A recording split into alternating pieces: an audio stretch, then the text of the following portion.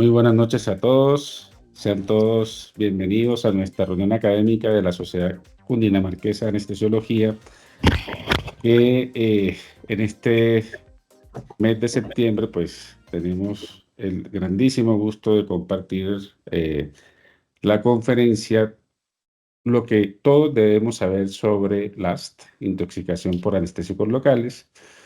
En esta noche pues contamos con la participación del doctor Antonio Bonilla, que será quien presenta este tema. El doctor es una persona que todos queremos mucho y apreciamos. Buenas noches, doctor, bienvenido. Muchas gracias. Eh, el doctor es anestesiólogo de la Clínica Reina Sofía, tiene un fellow de dolor y anestesia regional de la Universidad de Pittsburgh Medical Center. Y bueno, ha sacado de su agenda, que seguro es muy llena, este espacio para compartir con todos nosotros. Les damos a todos las bienvenidas. Sabemos que va a ser de gran crecimiento para todos, dado que este es un tema que siempre ha tenido mucha importancia, pero ahora con la analgesia multimodal, incluso con anestesia general, pues cada vez los usamos más, estos medicamentos que tan importantes son. Así que pues protegernos en este aspecto sí que es muy claro. Así que creo que es súper interesante. Yo personalmente lo voy a disfrutar mucho, seguro. Quiero tomarme unos segunditos para decirles que están entonces muy invitados al Congreso Fundi 2024. Lo vamos a desarrollar en el Hotel Bogotá Plaza del 7 al 9 de noviembre. Nuestro evento este año es Retos en Anestesiología, navegando la complejidad, evidencia y manejo anestésico en situaciones difíciles. Básicamente, cómo podemos usar la evidencia, el mejor conocimiento que existe para esos pacientes que cada día tenemos y que son difíciles de manejar. Así que asumamos este reto entre todos, están muy invitados. Solo recalcar que tienen el espacio abierto para preguntas, pueden levantar su mano, pero también pueden usar el chat y a través de eso dirigir las preguntas que luego serán leídas al final. Bueno, doctor Bonilla, muchísimas gracias por este espacio pequeñito, pero más que todo por acompañarnos hoy en nuestra actividad académica. Sean todos muy bienvenidos.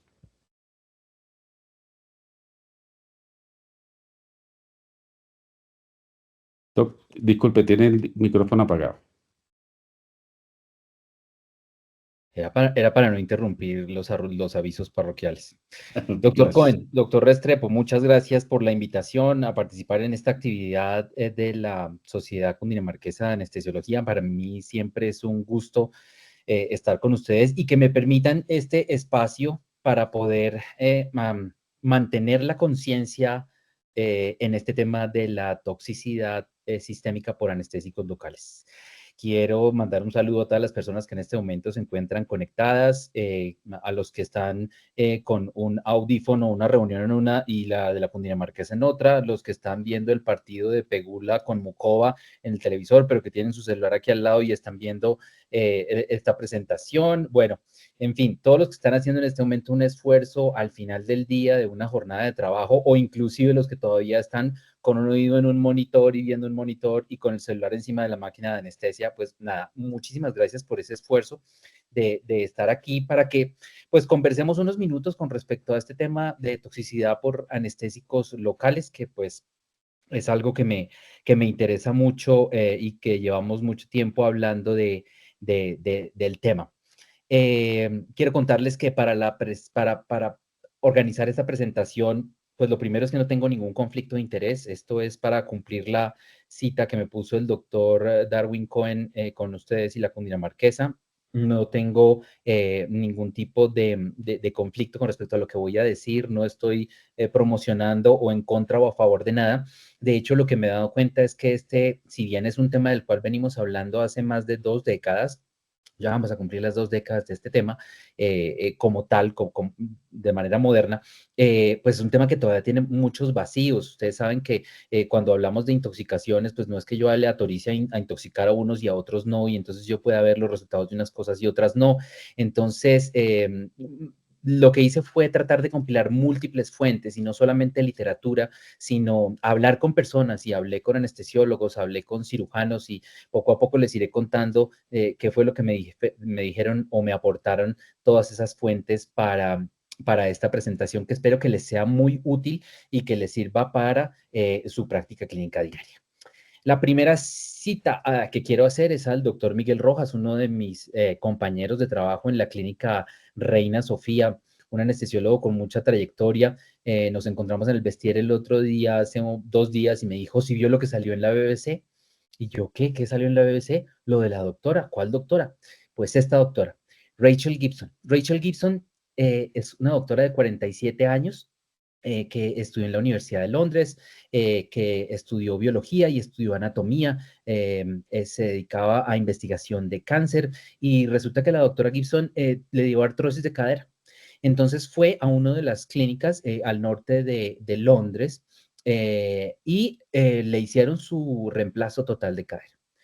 Desafortunadamente, al final, cuando fueron a hacer la infiltración local para el manejo del dolor perioperatorio, la doctora empezó a presentar una serie de complicaciones y la doctora Rachel Gibson terminó falleciendo.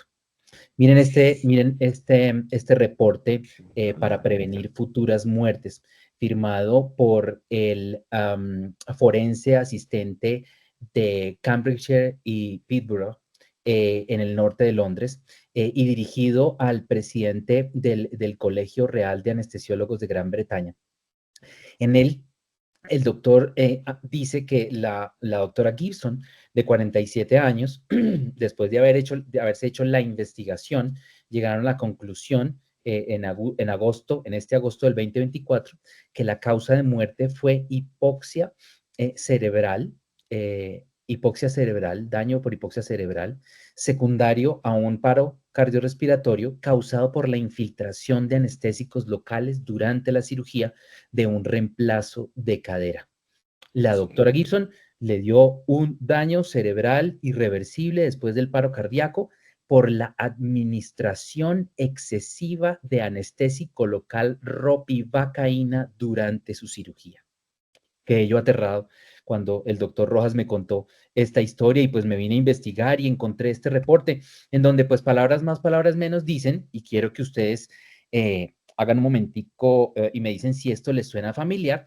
Al final de la cirugía de cadera, la instrumentadora le dijo al anestesiólogo, le preguntó acerca de lo que iban a infiltrar periarticular. El anestesiólogo le dio unas indicaciones, la instrumentadora envasó los medicamentos, no confirmó nuevamente con el anestesiólogo, se lo dijo a otra enfermera, le pasó la jeringa al cirujano, el cirujano no preguntó, el cirujano la puso y allí resulta que le terminaron dando, al parecer, el doble de dosis de ropivacaína full, lo que sobrevino una cadena de eventos y terminó en la muerte de esta doctora. Entonces, esto simplemente para que vean que esto pasa, ¿sí? Que no nos pase a nosotros no quiere decir que no pase y que no pase en el mundo y por eso es que este espacio es tan importante para poder volver a pasar sobre los elementos que todo el mundo debe saber acerca de toxicidad sistémica por anestésicos locales. Esta es una imagen que tomé desde una pantalla de nuestras salas de cirugía. La pantalla es una pantalla que sale de la lámpara cielítica y en ese momento está nuestro ortopedista haciendo la infiltración. ¿Y por qué la traigo? Porque quiero que esta conferencia no sea solamente en el escenario de nosotros anestesiólogos poniendo bloqueos y nuestro riesgo de tener toxicidad por anestésicos locales durante nuestros bloqueos regionales, espinales o epidurales, lo que ustedes quieran, sino que nosotros mismos durante los últimos años en este proceso de buscar un mejor alivio del dolor, hemos involucrado a gente y entonces hay gente que está mucho más dada al tema de hacer infiltraciones locales. Y si bien, por ejemplo, en nuestra institución existe un protocolo de lo que se administra, existe una experiencia ya de todas nuestras instrumentadoras, realmente a mí no es que de último momento me pregunten qué es lo que tienen que infiltrar, no, ellos ya saben y de hecho el ortopedista revisa caso a caso que vaya a infiltrar lo que se supone que tiene que estar infiltrando Eh, y ellos lo hacen ellos mismos, pero no es ese escenario siempre. No todos los especialistas quirúrgicos tienen las mismas habilidades o tienen tan claro el tema de la infiltración. Hablaba yo con otro doctor que, por ejemplo, no tenía claro cómo armar una mezcla con epinefrina si es que tenía que armarla, o no tienen claro los perfiles de seguridad de uno u otro anestésico local. Ya de pronto vamos un poquito más adelante a hablar sobre otra experiencia que me compartió otro especialista quirúrgico. Entonces, esto es algo que yo quiero que vaya más allá de los anestesiólogos y que se convierta en algo de la cultura de la anestesia regional, pero que trascienda a los grupos de trabajo en salas de cirugía, que ojalá trascienda a la educación médica de pregrado. O sea, si algún día queremos un especialista quirúrgico que sepa infiltrar, pues al estudiante, al interno, al residente, hay que educarlo para que lo haga de manera correcta y sepa cuáles son los riesgos. Porque en las conversaciones que tuve con algunos de los especialistas quirúrgicos no tienen en el radar que la cosa pueda ser tan grave. Digamos que siempre que hablamos de toxicidad por anestésicos locales, como anestesiólogos, nos imaginamos algo como la imagen que ven ustedes a la derecha, un bloqueo de canal aductor en donde por andarnos dándolas de muy precisos, pues nos vamos a veces un poquito más allá. Y entonces, bueno, afortunadamente esta inyección no fue una inyección intraarterial, sino una inyección intravascular. Por buscar la perfección en la distribución de los anestésicos locales, a veces nos íbamos más allá. Bueno, tengo que decir que esta imagen la tomé haciendo un poquito más de aspiración negativa para que fuera evidente que allí estaba en el pequeño tubo la sangre. Y digamos que esto es lo que nosotros pensamos como toxicidad por anestésicos locales, una inyección intravascular accidental, ¿sí? Pero bueno, resulta que no siempre es así. No siempre es intravascular. El solo hecho de administrar una masa de anestésico local, y cuando digo una masa me refiero a un volumen y a una concentración de anestésico local a un paciente, no necesariamente intravascular, puede ser en un sitio más o menos vascularizado, intramuscular, paracervical, digo yo cervical del cuello del útero, o simplemente en algún espacio interfacial o en la región glútea o cuando poníamos los paravertebrales lumbares. Esos lugares pueden tener una vascularización bien significativa y no necesariamente estar intravascular, sino que la absorción de esa masa de anestésico local es la que causa la toxicidad. Y además, vamos a ver más adelante, algunos pacientes tienen una susceptibilidad particular para que ese pico de concentración se aumente y se convierta en algo, en una concentración tóxica. Recuerden que cuando nosotros estamos cuando hablamos de toxicidad, la toxicidad la causa el anestésico local que está libre en sangre. ¿Se acuerdan de la alfa-1 glicoproteína ácida? Se pega el anestésico local a ella, pero ese no es el que causa el problema de la toxicidad, es el que está libre. Entonces, esa masa de anestésico local puede lograr la toxicidad y no necesariamente ser una inyección intravascular. Este es otro caso, llamémoslo Mr. Smith. Mr. Smith era un paciente de 84 años que tuvo un accidente automovilístico y lo recibimos en el hospital porque le iban a hacer una osteosíntesis del húmero. Este señor Mr. Smith, pues nada, era un señor que tenía bastante comorbilidad. En esa época no medíamos la fragilidad tan juiciosos como lo hacíamos ahora, pero Mr. Smith era un paciente frágil, tenía sarcopenia y además tenía enfermedad cardiovascular, un par de stents puestos, diabético, hipertenso. Nos dispusimos a ponerle un bloqueo, que en ese momento lo que más hacíamos era bloqueos supraclaviculares. Le pusimos un bloqueo supraclavicular con el cual estuvimos bastante felices de haberlo puesto. En ese momento poníamos entre 20 y 25 mililitros en un supraclavicular y todo ocurrió sin eventualidad. Estábamos allí, el profesor, el fellow, tal vez otro fellow, estaba la enfermera, el paciente por supuesto estaba monitorizado, todo dentro de la norma. Cuando me puse a hacer las notas al pie de la cama de Mr. Smith, volteé a mirar hacia la izquierda cuando de pronto encontré a Mr. Smith así como lo ve. Lo llamé y no me contestó. Ya les cuento más adelante qué pasó con Mr. Smith. Mr. Smith es uno de los individuos que tiene susceptibilidad para toxicidad por anestésicos locales, los extremos de la vida. por tema de volúmenes de distribución, por temas de gasto cardíaco. En esos pacientes la toxicidad por anestésico local es mayor porque es más difícil que de los tejidos se pueda sacar las concentraciones tóxicas de anestésico local. La disminución de la actividad hepática renal podría tener algo que ver. El otro extremo de la vida, como este niño al cual le pusimos un catéter paravertebral para una cirugía de tórax.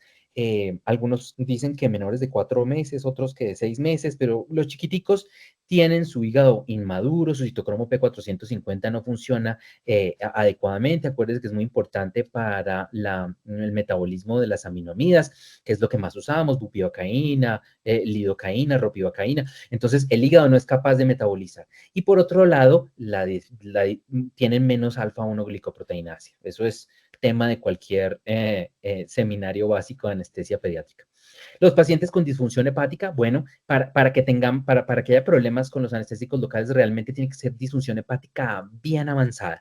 Los que tienen disfunción hepática no tan importante, puede que no tengan mayor problema y no hay que pensar en disminución de dosis, como sí en los pacientes ancianos y en los niños chiquiticos.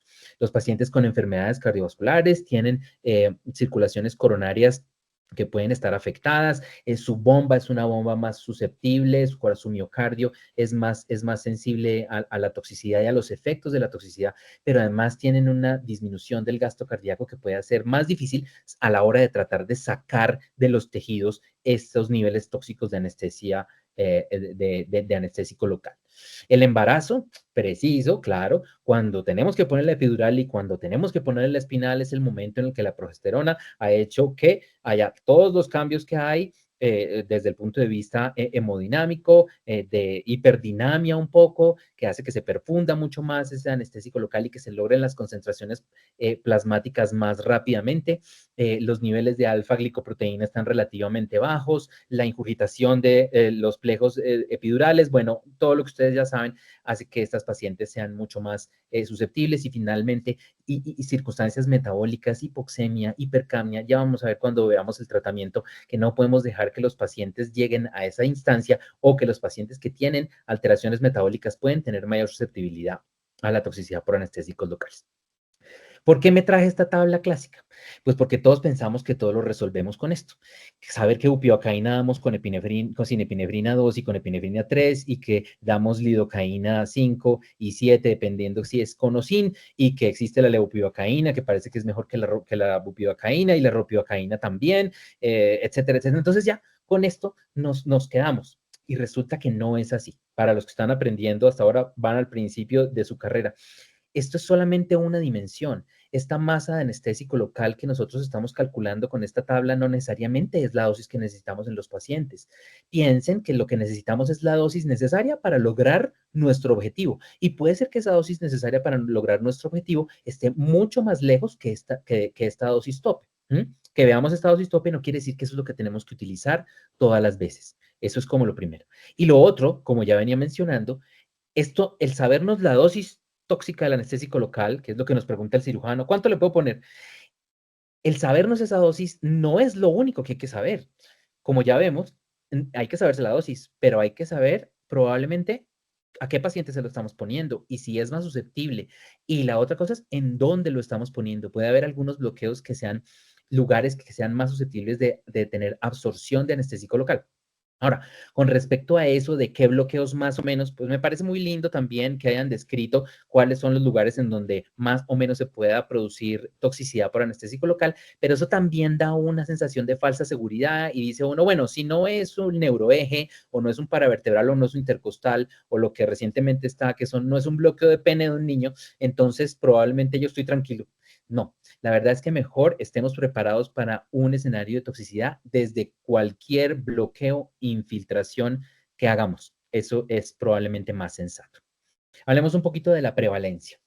Cuando miramos el tema de la prevalencia, pues nada, desde 1928 están las descripciones de toxicidad por anestésico local, en esa época fue de cocaína, el otro hito de pronto de publicación fue en el año 1979 cuando dijeron toxicidad por una aminoamida, esa aminoamida era la bupivacaína y el bloqueo que habían hecho en 6 pacientes, mortalidad de 6 pacientes, era un bloqueo interescalénico y eso pues colaboró con el hecho de que el interescalénico no tiene muy buena fama desde ese entonces.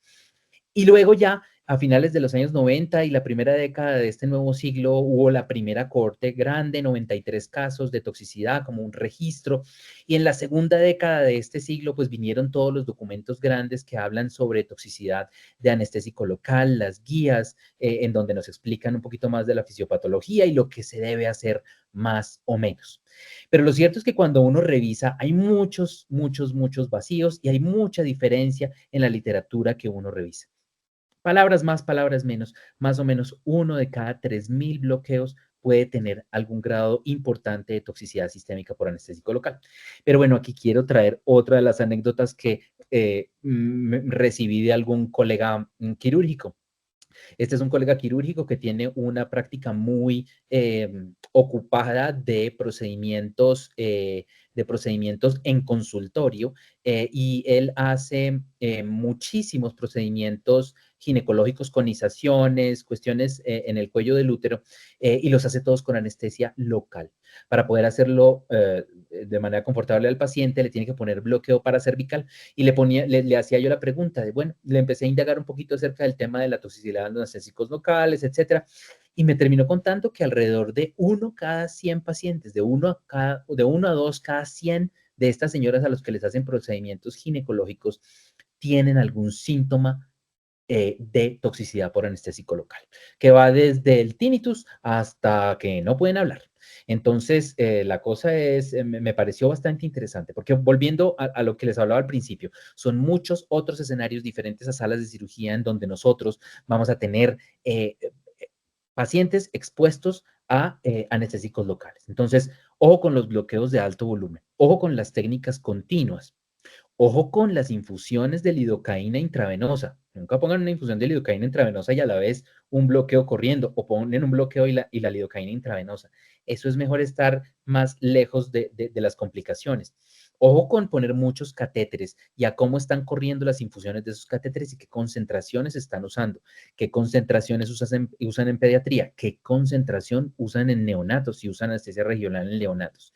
Y ese mundo paralelo en el cual no he podido comprender que es con todo respeto, pero el mundo de la anestesia en cirugía plástica, en donde se hablan que hay técnicas tumescentes, en donde se pueden poner hasta 50 miligramos por kilogramo de peso de lidocaína en volúmenes subcutáneos. Entonces, ojo con esos escenarios, porque de allá puede haber muchos casos y subreporte perdónenme el cliché, pero obviamente lo de siempre, podemos estar viendo la punta del iceberg. ¿Cuáles son los mecanismos de toxicidad? O sea, ¿por qué se produce? Teóricamente, pues en principio hablamos de los sitios de unión de los anestésicos locales. Tenemos que hablar de canales iónicos, tenemos que hablar de vías de transmisión, tenemos que hablar de actividad enzimática intracelular. Miremos esto más grande de este artículo del 2008 del doctor El Baghdadi y colaboradores, en donde pusieron esta gráfica. Miren los puntos rojos de esta gráfica son los lugares en donde tienen acción los anestésicos locales. A veces nos quedamos con el tema de que simplemente, el anestésico local, que entonces, dependiendo del pK y del pH, va a pasar la membrana bilipídica y hay forma hidrofóbica o hidrofílica de que pase y va a ir a la porción alfa del receptor de sodio voltaje dependiente y ahí nos quedamos. Pero resulta que la cosa no es así receptores de sodio, receptores de calcio, receptores de potasio, ¿sí? Eh, el sarcómero, el receptor de rianodina, las vías internas que están directamente relacionadas con la producción de AMP cíclico de ATP. Y este de la derecha, que probablemente es al que más le han prestado atención en los últimos años, y son los efectos que tienen los anestésicos locales en la fosforilación oxidativa en la mitocondria y en la posibilidad de producir ATP. O sea, en últimas, lo que vamos a terminar viendo es que en muchos de los casos, los mecanismos de toxicidad están directamente relacionados con la inhibición de la fosforilación oxidativa, con la producción de ese metabolismo anaerobio y, pues, a ver, primero, los órganos que más reciben esa masa porque más perfundidos están, corazón, cerebro, bueno, pulmón, hígado, pero corazón y cerebro. Y además los más susceptibles a ese metabolismo anaerobio o a esa falla de ATP, corazón y cerebro. Entonces, ese es probablemente el mecanismo más importante hoy día a tener en cuenta cuando hablamos de toxicidad por anestésicos locales. ¿Qué le pasa al corazón? Entonces, Allá va a haber la acción sobre el receptor de sodio, voltaje dependiente, va a haber alteración de la conducción. En principio, automáticamente pensamos en arritmia, pero hay algunas fuentes que nos dicen que probablemente lo primero que le pase a los pacientes, y esto de pronto es un chip que hay que cambiar para poder detectar de manera más temprana a los pacientes a los que les pasa esto, y es que puede haber hipertensión y taquicardia. Eso podría ser la primera respuesta del corazón. Bien, pero luego viene la alteración de la conducción por la afectación de los canales. Luego viene disfunción contráctil por los efectos que hay sobre las bombas sodio-calcio. Y finalmente viene una acción sobre los vasoreceptores y la caída de la resistencia vascular sistémica, el tono vascular. Ahora, sabemos que la más cardiotóxica es la bupivacaína, por las características que tiene fundamentalmente de ser más lipofílica. Y la bupivacaína, concentraciones, estoy hablando de concentraciones sitio-efecto, de 0,2 microgramos por mililitro, puede empezar a tener estos efectos tóxicos, con el agravante de que su comportamiento es, lo llaman así, fasting slow out. Entra rápidamente a los canales y se pega a ellos y luego no los suelta, lo que lleva a una mayor acumulación de la bupivacaína. Todos le tenemos miedo, todos los anestesiólogos por lo menos, le tenemos miedo a la bupivacaína intravenosa, pero no siempre en muchos escenarios tienen claro que la bupivacaína no puede irse intravenosa. La lidocaína, digamos, entre comillas, es un poco más benévola. Acuérdense que existe este cociente entre toxicidad cardíaca y toxicidad del sistema nervioso central. Entonces hay unos anestésicos locales más neurotóxicos y otros más cardiotóxicos. Bueno, esta es un poco más benévola con el corazón, digamos, y más, digamos, tiene efectos más neurológicos. Concentraciones sitio-efecto de 5 a 10 microgramos mililitro y un patrón fast in, pero también fast out. Entonces, permite una salida rápida de los tejidos y recuperación. ¿Qué le pasa al cerebro? Entonces, allí en el cerebro están involucradas estos receptores que se llaman los TASC, Tweak Related Acid Sensitive Potassium Channels. Hay fuga de corrientes de potasio, hay despolarización de la membrana. Inicialmente hay como un proceso de inhibición de la inhibición, entonces por eso hay esta excitación y las convulsiones, pero en últimas lo que va a suceder es que se disminuye la actividad y los pacientes llegan, después de esa excitabilidad, van a llegar a coma si no hacemos algo para que esto se detenga. Esta gráfica la tomé de una presentación que ustedes pueden ver en internet del doctor Jeff Gadsden de la Universidad de Duke, que dicho sea de paso, y gracias por su gráfica para poder presentarla. Ahorita en el mes de octubre hacen una campaña bien interesante que es que todos los días sacan un video educativo de anestesia regional para que lo tengan en cuenta.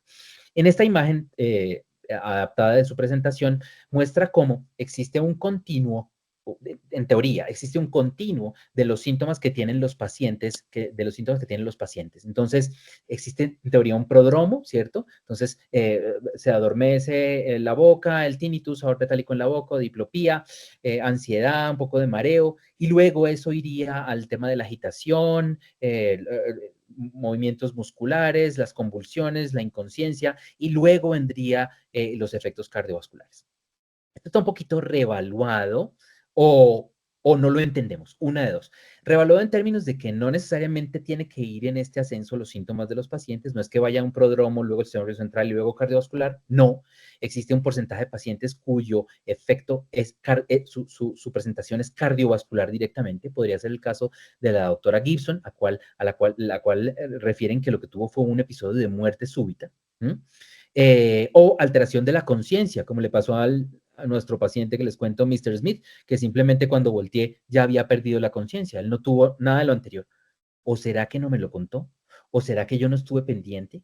¿O será que nosotros no tenemos el grado de alerta para poder detectar cuando vamos en el prodromo y de pronto cuando ya vemos es que el paciente se me presenta es con las convulsiones o las arritmias? Yo pienso que esa es una pregunta todavía que hay por responder. Pero lo importante aquí por ahora es que a veces los pacientes debutan 68% con convulsiones, 11% con agitación, 7% de una vez la inconsciencia o a veces cuestiones cardiovasculares. En el corazón, entonces otra vez viene la pregunta de si primero debe estar siempre la parte del sistema nervioso central y luego el corazón o no, o puede haber una concurrencia, pero en el corazón, como ya les dije, hipertensión, taquicardia podría ser, pero de ahí todo lo que ustedes ven, hipotensión, bradicardia, arritmias por reentrada, el paciente puede hacer dolor precordial, disnea, y luego viene ya en estados avanzados cambios importantes del ST, ensanchamiento del QRS, del ST, y luego inclusive taquicardia ventricular, fibrilación ventricular o asistolia. Ya digamos que, pues cuando se pierde la ATP, cualquier cosa puede pasar. Así que la identificación temprana es muy importante. Hay que tener en cuenta que nuestros pacientes pueden presentar toxicidad hasta, no siempre sucede tan rápido. Cuando hagamos una inyección, tengamos en cuenta de que los primeros minutos son muy importantes, pero probablemente los pacientes a los cuales les ponemos técnicas regionales debemos observarlos como mínimo 30 minutos, monitorización adecuada, estar en contacto con el paciente muy importante. Entonces, eso es muy importante detectarlo. ¿Cómo lo vamos a tratar? Acuérdense que esto es una intoxicación y acuérdense de lo que saben de toxidromos del ACLS. Entonces, primero, de manera concomitante, tenemos que evitar que los pacientes hagan hipoxia e hipercapnia. Entonces, ojo con la vía aérea, si no la tenemos asegurada, asegurar la vía aérea, asegurar una adecuada ventilación, iniciar el soporte circulatorio si el paciente tiene alteración circulatoria y lo que viene después es reducir los efectos sistémicos que vamos a ver, pues son del sistema nervioso central y cardiovascular. Entonces, el paciente convulsionó, eso genera más acidosis, hipercapnia, vasodilatación cerebral, hay que parar la convulsión. ¿Con qué la paro? Con benzodiazepinas. Usualmente dosis de benzodiazepinas deben ser suficientes. ¿Se puede propofol? Sí, sí se puede propofol, pero el propofol tiene un costo cardiovascular. Miren qué paciente es. Si le pongo a Mr. Smith propofol porque convulsionó, probablemente Mr. Smith va a caer en mayor colapso cardiovascular. Entonces, vámonos por las benzodiazepinas primero. Y ahí les dejo la nota abajo, probablemente no es mi plan, mi plan C, ni D, ni E, pero existe la posibilidad de utilizar succinilcolina con la finalidad de disminuir, no la convulsión, sino el efecto muscular y evitar esa hipermetabolismo de un estatus convulsivo. Eso es bastante discutible, ustedes me dirán si piensan que es adecuado o no es adecuado. Lo que en últimas tenemos que hacer para estos pacientes es un ACL modificado. Entonces, ¿qué tenemos que recuperar? El gasto cardíaco, porque si no recuperamos el gasto cardíaco, nunca vamos a sacar ese anestésico local de esos órganos que están bajo efecto tóxico de ese anestésico local. Necesitamos mejorar la perfusión, tratar la acidosis. Entonces, ojo, epinefrina, nunca a las dosis usuales de epinefrina. Un microgramo por kilogramo. Valga la pena la propaganda, es probable que en muchos escenarios perioperatorios, cuando nosotros nos enfrentamos a paro, estas sean las dosis que tenemos que usar y no las que nos dice la ACLS. Ahí les dejo una idea. No vasopresina, tiene un riesgo de ocasionar hemorragia pulmonar. No anticálcicos, no utilizar betobloqueadores, por supuesto, nunca pensar en más lidocaína para tratar algún tipo de arritmia, ni la procainamida. Si hay arritmias ventriculares, se puede considerar la amiodarona, pero acuérdense que la amiodarona también tiene efecto betabloqueante. Entonces, yo la utilizaría con cautela y no bajo las normas regulares de la ACLS. Por eso digo yo que esto es un ACLS modificado. Lo que necesitamos es sacar ese anestésico local de ahí. ¿Qué le pasó a Mr. Smith? A Mr. Smith le pasó que saltamos varias personas a atenderlo, aseguramos la vía aérea, recuerdo que lo intubé, empezamos a ventilarlo, el paciente estaba inestable, presentaba arritmias.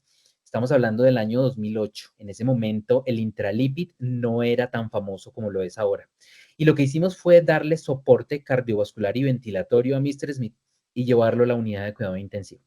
Afortunadamente superó su evento de toxicidad por anestésicos locales sin ningún inconveniente, pero sin intralipid.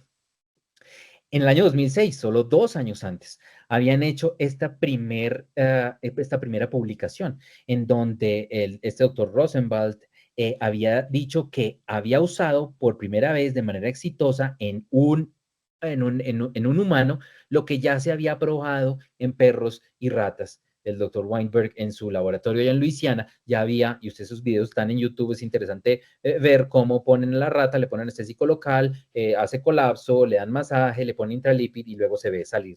Entonces esta fue la primera vez que lo hicieron en un ser humano. Y de allí para acá empezó el tema de utilizar emulsiones lipídicas para tratar la toxicidad por anestésicos locales. ¿Qué es lo que hacen las emulsiones lipídicas? Bueno, no sabemos bien, hay que decirlo, pero pues tenemos ideas. En principio, lo que hace el efecto de zinc, de el efecto ahora se me olvidó el zinc. Bueno, lo que hace es coger los anestésicos locales y sacarlos del tejido, ¿sí? Mejora la conducción cardíaca, mejora la contractilidad, mejora la perfusión coronaria. Esos ácidos grasos le sirven de sustrato a la mitocondria que, como vimos, está afectada por las alteraciones de la fosforilación oxidativa y de alguna manera pareciera tener un efecto coloide. Aquí está la foto que tomé hace poco en nuestra farmacia de salas de cirugía, en donde fui a revisar nuestro kit de intralipid, de Lipoplus en este caso, que es el lípidos al 20%, y al lado tenemos una hojita que está plastificada en donde dice que hay que hacer. Pero además revisé la parte lateral de nuestras máquinas de anestesia, en donde tenemos esta lista de chequeo de crisis de salas de cirugía, que es de la Sociedad Colombiana de Anestesiología y Reanimación, y en su número 12, allí está la de toxicidad por anestésicos locales. Revísenla si la tienen, y si no la tienen, pónganla al lado de su máquina de anestesia. Y ahí está el flujo. Pidan ayuda primero, oxígeno al 100%, deciden quién es el líder, que va a estar, ¿quién va a liderar la reanimación en este caso? Obviamente, suspender la administración de anestésicos locales, lo que ya les dije, asegurar la vía aérea, intubar al paciente si no está intubado, confirmaría o establecer un acceso intravenoso, ¿sí? Y automáticamente empezar a pensar en la emulsión lipídica. Definitivamente el propofol no es un sustituto, ¿cierto? No es un sustituto. Aquí hablan de lo que ya dijimos, las benzoazepinas, etcétera, etcétera. E inclusive en la parte de abajo está el tema del ECMO. Ya vamos a hablar un poquito de eso. Entonces, rápidamente, ¿qué quiero? Administrar 1.5 miligramos por kilo en un minuto del intralipid. Luego una infusión a 0.25 microgramos kilogramo minuto. Puedo repetir cada 5 minutos estos bolos si no tengo respuesta. Y subir la infusión a 0.5 miligramos kilogramo minuto. Dosis máxima, 12 mililitros por kilogramo. Más fácil que eso. Simplemente póngale 100 mililitros a un paciente de más o menos 70 kilos. Póngale 100 mililitros del intralipid ya, ¿sí? Y arranque la bomba con intralipid a 1000 mililitros hora. Y lo que puede es repetir el bolo y subir la infusión luego a 2000. Dosis máxima, ya sabemos, 12 mililitros por kilogramo. Y ahí tengo yo que ver respuesta de lo que está sucediendo. Sí, y entonces aquí viene una pregunta que me hizo nuestro jefe de departamento, el doctor Zárate. ¿En qué momento pido yo un ECMO? Y uno podría decir, no, pues cuando la cosa ya esté mal, o sea, como tarde. Pero la pregunta es, ¿tengo disponible ECMO en mi institución? Cuando yo necesito un ECMO en mi institución que no tiene forma de poner un ECMO, entonces, ¿qué hago? Entonces, puede que tenga sentido que en las instituciones en donde el ECMO no sea parte de la cultura del día a día, puede que tenga sentido que yo ponga a andar este tema de lo del ECMO de manera más temprana que tarde en una intoxicación por anestésicos locales. Y entonces, al estar en un escenario de esto, probablemente una de las cosas que yo tenga que hacer es decir a alguien, por favor, aparte de buscar una unidad de cuidado intensivo, por favor, traten de contactar ya un grupo que me pueda poner ECMO. Y aquí en Bogotá, afortunadamente, los tenemos disponibles y ya los hemos usado en circunstancias catastróficas con muy buenos resultados. Es decir, el ECMO ya no es una cosa como hace 20 años que uno lo veía por allá como algo extremo y que nunca podría utilizarse. Hoy es una cosa real. Sin lugar a dudas, y ya en la recta final, la prevención definitivamente es la mejor opción, ¿sí? Reunirnos con nuestros residentes, como en esta foto de acá a la derecha, con nuestros anestesiólogos y hacer escenarios de anestesia regional, dentro de ellos los de toxicidad por anestésico local, toxicidad por anestésico local. Ninguna intervención realmente elimina el riesgo cuando estamos utilizando anestésicos locales. Entonces, tomar conciencia de quién es nuestro paciente, cuál es el proceso de poner un bloqueo. Y entonces allí vamos a los detalles, a las minucias. ¿Quién va a poner el anestésico local? ¿Qué anestésico local vamos a utilizar?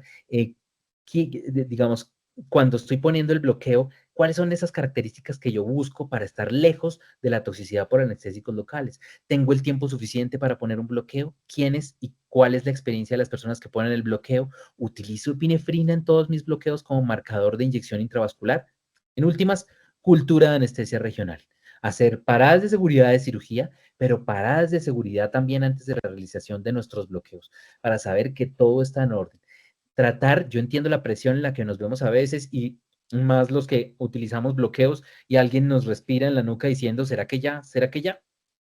Entonces, hay que darnos nuestro tiempo y nuestro espacio porque es por la seguridad de nuestros pacientes. Aquí hay un tema y es la parte del ultrasonido. Yo lo que les digo es que hoy día la tecnología de ultrasonido nos permite tanto que no ver la aguja no es aceptable. No ver distribución no es aceptable. No asegurarnos que no hayan vasos en donde pensamos que hay nervios, eso no es aceptable. Entonces, yo pensaría que hay que ir a tratar, a tratar de buscar los mejores estándares en este tema de la colocación de bloqueos y estar de manera continua, como lo estamos haciendo ahora, educándonos y reeducándonos. Una pregunta que de pronto puede surgir, que me surgió a mí, ¿y qué? ¿Y el ultrasonido sí? ¿Sí disminuye la toxicidad por anestésicos locales? La respuesta según la evidencia es no hay nada que nos diga que lo hace.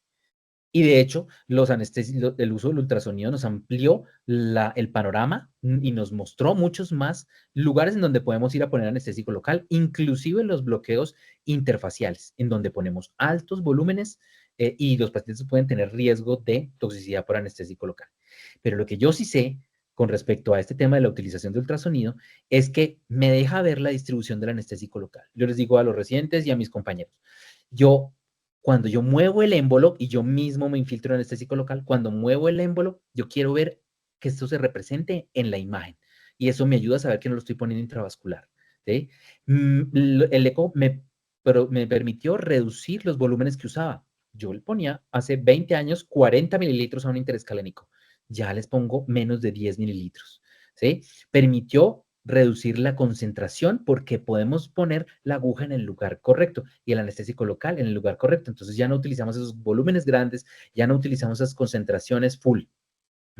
Entonces yo pensaría que si bien no hay una evidencia, usar el ultrasonido de manera adecuada es un elemento bastante bueno. Que apareció nuevamente en Mr. Smith, al cual afortunadamente se salvó y le pudieron operar su húmero. Entonces, el LAST es potencialmente fatal, eso tenemos que tenerlo en el radar. La detección temprana determina el pronóstico de lo que nos pase. Entonces es mejor poner más intralipid que poner menos. Igual, realmente los efectos secundarios de poner intralipid no son muchos. Que sí, pancreatitis, pero digamos que eso versus la vida, creo que es mejor poner el intralipid. Entonces, detectar temprana, tener los kits y todo organizado pensando en que podría pasar, así como tenemos el dantrolene para la hipertermia maligna, o por lo menos tenemos la vía donde conseguirlo. Hacer ACLS modificado de manera temprana. Utilizar el intralipid puede mejorar la mortalidad de los pacientes. Y otra vez, la prevención en el marco de una cultura de anestesia regional, pienso yo que es la mejor intervención. Pienso que nosotros podemos hacer las cosas mejor, independientemente de que estén buscándonos de la oficina de calidad o que estemos buscando algún tipo de acreditación. Yo pienso que podemos hacer las cosas mejor y pues la finalidad de este espacio era dejarles algunas ideas para que ustedes puedan hacer esas cosas mejor en términos de administración de anestésicos locales. Muchísimas gracias, eso era lo que tenía para decirles el día de hoy. Excelente. Excelente, doctor. Muchísimas gracias por la presentación. Creo que todos aquí estamos unánimes en Bueno, una, me alegra. sí, sí, una excelente forma de presentarnos de una forma muy clara, pues su mensaje respecto de lo que quiere transmitirnos en esta reunión. A todos quiero decir, tenemos el espacio para hacer preguntas y respuestas. Hay aquí una primera solicitud que es si puede compartirnos el protocolo, doctor, si es posible por el chat, porque pues lo vimos claramente, pero quizá puede ser que se solicita que de pronto lo podamos ver Ya, o ok. copiar. Sí. Ya, En- ya hago la tarea y les mando por el chat, a ver. por supuesto. Gracias, doctor. Y bueno, a todos podemos escribir las preguntas o pueden levantar su mano. Aquí pues está la señalización con la cual la podemos hacer.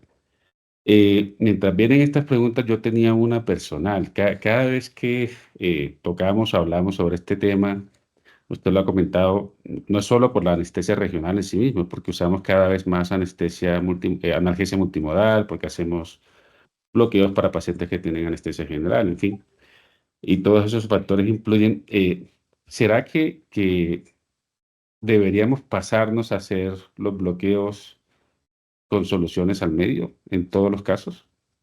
¿Eso afectaría mucho el resultado de los pacientes? Ah, allí hay una discusión y es, ¿qué quiero? ¿Sí? Entonces, cuando utilizamos, si disminuimos la masa, si disminuimos la masa de anestésico local, eso va a tener sus repercusiones también en términos, por ejemplo, de duración. Entonces, bueno, si yo quiero un bloqueo, ya sabemos que el tema de la latencia es igual para lidocaína y para bupivacaína, o sea, no es que si yo pongo lidocaína la cosa va a ser mucho más rápida que si pongo bupivacaína o ropivacaína, es esencialmente lo mismo. De pronto hay algunos estudios que muestran unos minutos de diferencia, pero probablemente esa diferencia no es clínicamente relevante. Entonces, digamos, si quiero bloqueos rápidos, puedo poner lidocaína. Si quiero bloqueos que duren más, voy a utilizar algo más parecido a la bupivacaína.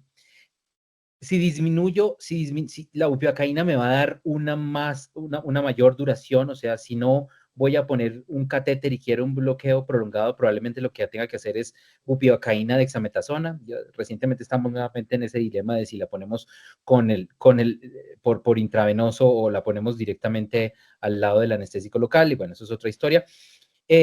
Pero yo diría que un punto intermedio de prolongación es la bupivacaína al medio. Yo hoy día todo lo utilizo con bupivacaína al 0,25. Nunca, casi nunca utilizo bupivacaína pura.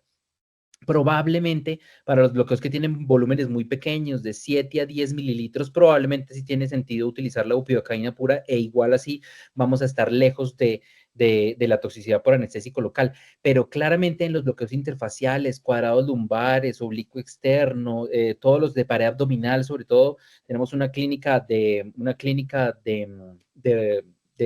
pared abdominal bastante activa en esos pacientes en donde se hacen bloqueos interfaciales, en donde podemos gastarnos 40, 50 mililitros de anestésico local, 60 veces, claramente esos 60 mililitros son de concentración reducida y estamos hablando de bupivacaína que está entre el punto 125 y el punto 25. Entonces, sí, yo creo que sí, hay que bajar. Tienes el micrófono out. Sí, sí, sí. Gracias, doctor. Tengo otra pregunta respecto de aquí el chat interno. Creo que se parece un poquito a la anterior. Va dirigida a qué aspectos de seguridad recomiendan los pacientes que reciben anestesia general, tienen un bloqueo y tienen infusión continua intraoperatoria de, supongo aquí, de analgesia multimodal para reforzar la seguridad, lo que pregunta aquí por el chat. Depende de lo que me esté hablando de analgesia multimodal. Porque yo pienso que yo puedo poner un bloqueo y si la analgesia multimodal es antiinflamatorios y ketamina y dexmedetomidina, no sé, magnesio para los que les gusta el magnesio, etcétera, etcétera, pues en principio no habría mayor problema. Siempre y cuando utilice otra vez concentraciones bajas. Lo que definitivamente está contraindicado es que yo haga una técnica regional y dentro de mi analgesia multimodal tenga infusión de lidocaína. Entonces, o utilizo la infusión de lidocaína o utilizo la técnica regional. Entonces, por ejemplo, nuestros pacientes de ERAS tienen infusión de lidocaína y no tienen ningún tipo de bloqueo. O tienen lo uno o tienen lo otro. No sé si eso contesta la pregunta. Sí, sí, esta me lleva aquí por el chat interno. Yo entendí lo mismo. Yo entendí básicamente lo mismo.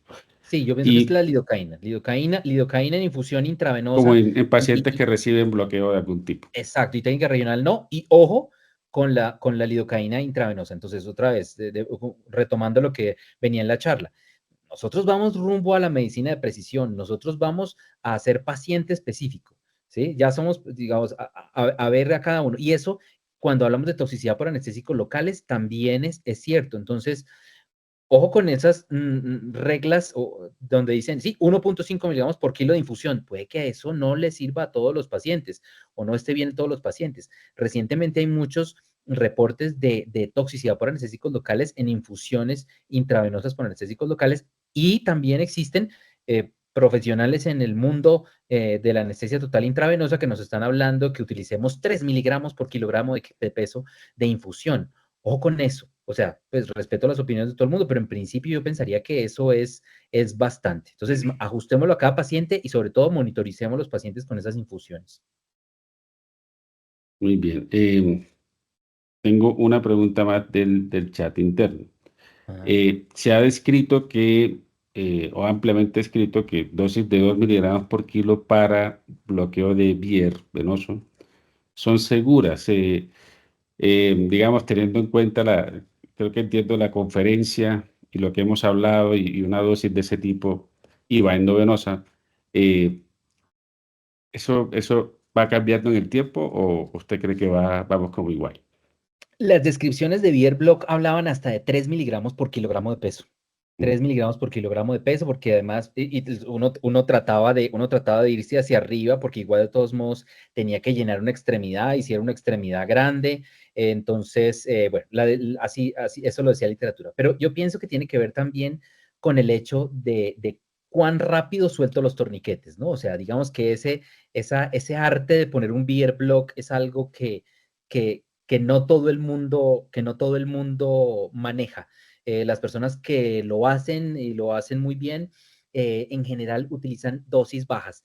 Recuerdo que en lo último, yo abandoné el beer block, nunca más lo volví a utilizar, pero recuerdo que por seguridad y para poder soltar el torniquete casi que en cualquier momento, nosotros nos movíamos ¿Se entre le cayó el el, balón a alguien?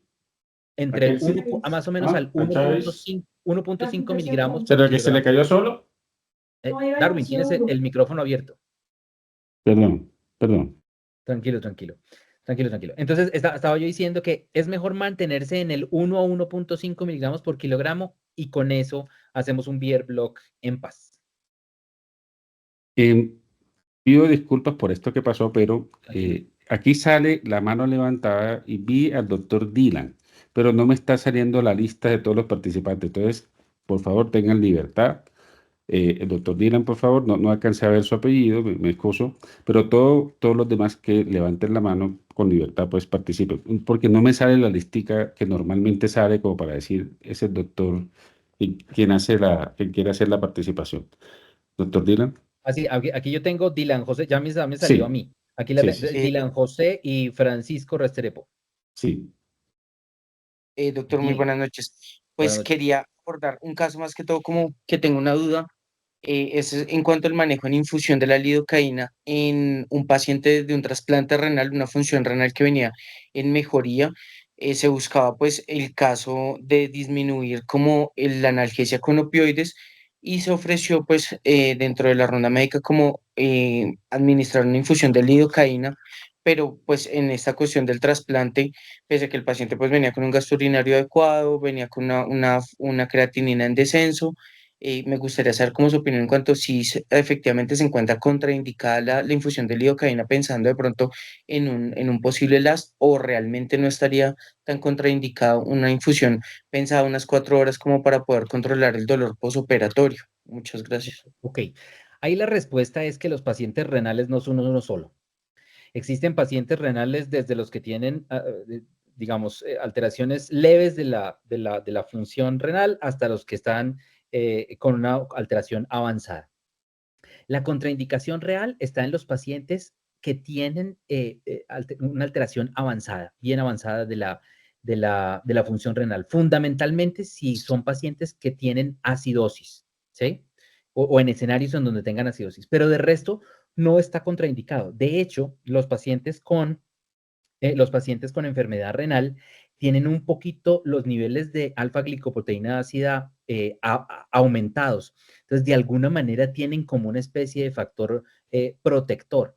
Entonces, si usted me cuenta que lo que estamos hablando es un paciente que no venía tan mal de su función renal, ¿sí? Sus depuraciones no estaban tan mal, no tenía alteraciones metabólicas producto de su patología renal y que al contrario estaba en el proceso en el que iba en las próximas horas por un trasplante renal a mejorarse su función renal, confiando en que su trasplante funcione adecuadamente y no haya alguna falla o algo así por el estilo.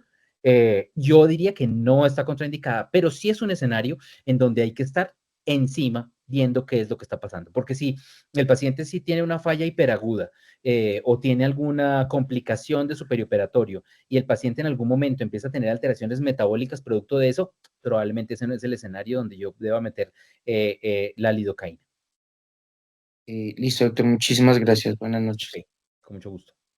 Francisco Restrepo, por aquí está en la lista. ¿Cómo me les va? Yo solo quería comentarles, yo utilicé mucho la anestesia regional endovenosa en el siglo pasado y era para hacer una anotación para la gente que la utilice. Hay un trabajo muy lindo del doctor Raj, que fue de los pioneros en dolor, Utri Raj. Ujú. sí, y anestesia regional en el siglo pasado. Y muestra que uno de los puntos más importantes es en el momento de aplicar la anestesia local para llenar las venas. Después de que uno pone el torniquete, dice que se tiene que hacer con extremada lentitud Lento. porque demuestran que si usted lo pone muy rápido, puede alcanzar presiones mayores a 300 milímetros de mercurio, lo cual dice que a usted se le va a escapar el anestésico local por entre el torniquete, porque no importa que lo tenga bien puesto, está generando presiones mayores. Entonces, si lo llegan a utilizar, eso toca, como decía un profesor, pongan el anestésico local sentándose en una silla y lo van a poner muy despacio. Gracias. Sí, pero además, pero ese tema de la velocidad tiene que ver también con la distribución, con Sí, lograr el árbol venoso, porque al fin y al cabo, acuérdense que sí, esto es un bloqueo que es solamente para tejidos blandos, esto no es sí, para hueso. Y lo lento también hace que la distribución sea una distribución más pareja. Sí. sí. Es Mm, un arte, sí, señor. Es un arte. Pero gracias. Tienes el micrófono cerrado, Darwin. Perdón. Sí, lo Eh, cerré para que sigan tranquilos. sí, señor, gracias. Ok. Eh, bueno, por razones de tiempo ya estamos acercándonos a la hora de reunión. Creo que ha sido muy, muy constructivo. Si alguien más tiene una pregunta, pues bienvenido, pero quiero ir agradeciendo nuevamente al doctor Bonilla por su excelente presentación, por la forma en que Sí. abordó el tema. Creo que los aspectos prácticos siempre son muy importantes para precisamente la práctica diaria y que se nos quede pues, más claro. Quiero pedirle, el doctor Aguilera tiene la mano levantada. Eh, Hola doctor, ¿cómo está? Doctor Aguilera, buenas noches. Buenas noches, doctor Bonilla, gracias. Excelente charla, gracias. Me alegro. Una pregunta, ¿hasta cuánto tiempo después de usar una técnica tumescente puede aparecer un LAST, doctor? Pues imagínese que lo que están hablando ahora es que yo por lo menos debo evaluar a mis pacientes alrededor de unos 30 minutos, ¿cierto? Pero resulta que en este caso de la doctora Rachel Gibson, que les mostré al principio, esta señora no es una técnica tumescente, es una técnica de infiltración periarticular después de una cirugía de cadera. La señora hizo el paro en piso, o sea, cuando se fue.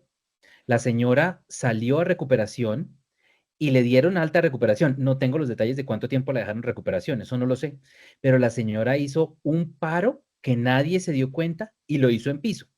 Allí también hay cosas, o sea, como le digo, esto apareció hace 3 días en la BBC y en otros periódicos un poco más sensacionalistas británicos. Eh, pero digamos que, digamos que el forense ya dio su veredicto y dice que fue por toxicidad por anestésicos locales. Es probable que haya que mirar un poco más, pero si eso es así, de lo que estamos hablando aquí es que ese caso de toxicidad fue muchas horas después.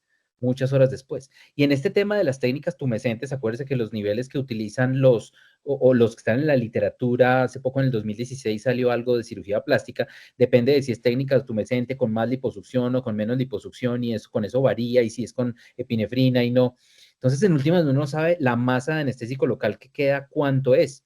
Y pues digamos que lo protector ahí, teóricamente, es que está en tejido graso, pero yo la verdad tendría esos pacientes varias horas, por lo menos unas 2 horas como mínimo monitorizados. Ese es uno de los vacíos que tenemos. No hay una claridad de cuánto, pero yo pensaría que entre más mejor, sobre todo cuando la masa de anestésico local sea una masa significativo. Y yo creo que en esos escenarios en donde utilizan eso, que usualmente a veces es sin anestesiólogo involucrado y es en un consultorio, no tienen eso claro. Sí, exacta. La pregunta va por eso. Muchas muertes en cirugía plástica que se suceden en la casa de la paciente son al día siguiente y no se ha podido determinar la causa última y generalmente se asocia con niveles Podría altos ser, de anestésicos locales. podría Gracias, ser. doctor. No, Muy señora, usted con la correcto. intervención, muy importante. Muchas gracias, doctor. Bueno, el tiempo es el tiempo, así que ya estamos bien sobre la hora, creo que, como decíamos, muy constructivo. Hay muchas cosas que se podrían seguir consultando. Creo que no hay más preguntas. Entonces, vamos a culminar por hoy. Muchas Nuevamente, gracias. doctor Bonilla, muchísimas gracias. Muchas No, con gracias mucho a gusto. todos por su participación. Gracias por sacar este espacio. Recuerden que es un espacio pensado, hecho para el gremio médico en Bogotá, Cundinamarca, todo Colombia, y bueno, todo el mundo donde donde ejercemos influencia. Y bueno, estos últimos segundos para decirles que están muy invitados a nuestro congreso Retos en Anestesia. Va a ser el próximo 7 a 9 de noviembre, Hotel Bogotá Plaza. Todos están más que invitados. Un abrazo muy grande, doctor. Allá estaremos. Un abrazo a todos. Muchas Señor, gracias. Un gusto. descansen. Eso es. Buenas noches y muchas gracias a todos por su asistencia.